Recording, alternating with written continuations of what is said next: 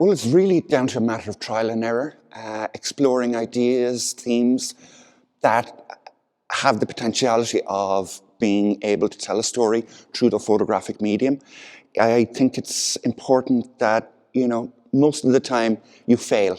You work on a project for 6 months, a year, and it just doesn't work. So it's really just back to the drawing board again and again until something does work. I think doing things long term, it's inevitable. That's the way I work. That's the way things unravel for me. And yeah, I like to spend a considerable time and effort thinking all the methodologies of actually how do I visualize this subject matter. So yeah, everything is long term. But I think practicing now for 30 years, you get this kind of inside feeling how to approach subjects, how to kind of figure out what they're trying to say. And what are you trying to say? And also, you've got to think about why are you doing it? What does this mean?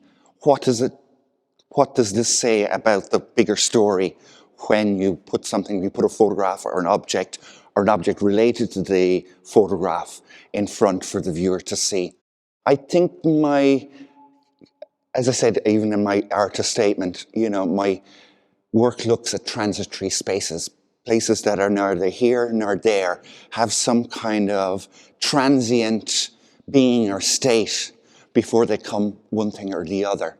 So very much my work here in the Glucksman, I'm showing here at the Glucksman at the moment, is very much of that. It's transitory spaces. It's places that have come to the end of one life before they begin another life or a new form.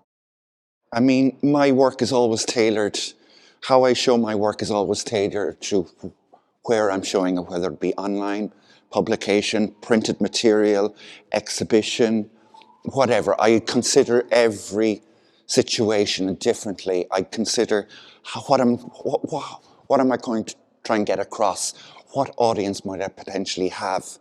Are they going to be art gallery people? Are they going to be just public?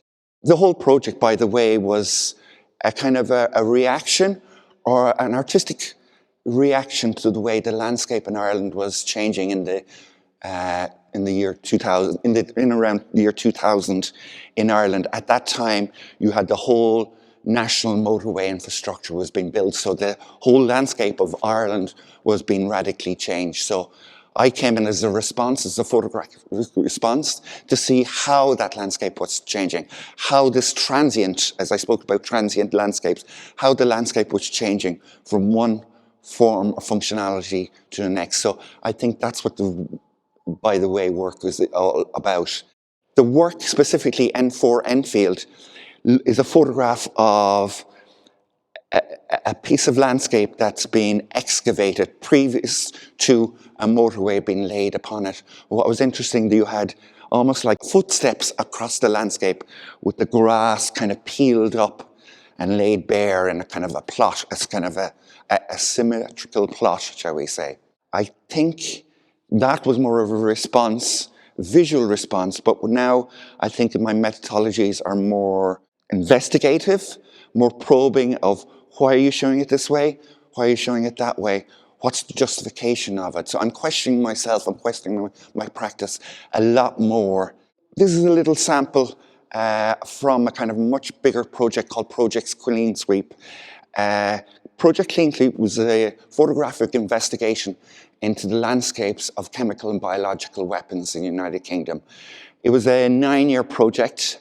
It all started off one day in 2011 when I was reading a newspaper with my little daughter at the time, and I came across this little byline saying that the Ministry of Defence has acknowledged that there's 10 sites in the United Kingdom that they do not know if chemical or biological weapons have been dumped at that site. I had an opportunity to be in the United Kingdom for a week, so I investigated a couple of these sites. From that, it kind of almost opened a can of worms where I found upward of over 100 sites where chemical weapons were manufactured, stored, and disposed of from the First World War right up to today. So it spans time from World War I, where there was a careless amount of just chemical weapons being dumped nilly-willy all over the United Kingdom, right, as I said, right up till today. So it spanned that whole thing. In Project Clean Sweep, like we have here, I've photographed over 80 sites and illustrated in them through my book. Plus, I've also focused on 4 key sites that I felt were very resonant of the whole chemical biological weapons program in the United Kingdom. Here is a place called Harper Hill, Derbyshire. Harper Hill was one of the main storage areas during World War II. It was located just outside the range of German bombers, so it could safely be stored. Plus also it was a stopgap, shall we say, in case Hitler decided to attack the United Kingdom with chemical weapons, the United Kingdom could react with their own chemical weapons practically in an instant. So you had this, almost like a Cold War, an inner or underlying Cold War between Germany and the Allied powers to say, well, if you're going to use this, then we can preempt you or we can strike back immediately with the same bomb, same ordnance as you're using. It's very important that this type of work is it's almost like a multimedia where it touches parts or objects that resonate with people, shall we say. Plus also it gives a multi-layered feeling towards the work, as in it's not just photographs and you're taking as truth as what the photographer is saying, but I'm backing it up here with facts, with objects I've found that are related to it. So I'm giving it a comprehensive kind of coverage to say, well, I've not just gone along and gratuitously taken the photographs and I'm saying to you, this is this site or that site. But I'm saying, listen, I've spent a considerable amount of time gathering up evidence about these sites.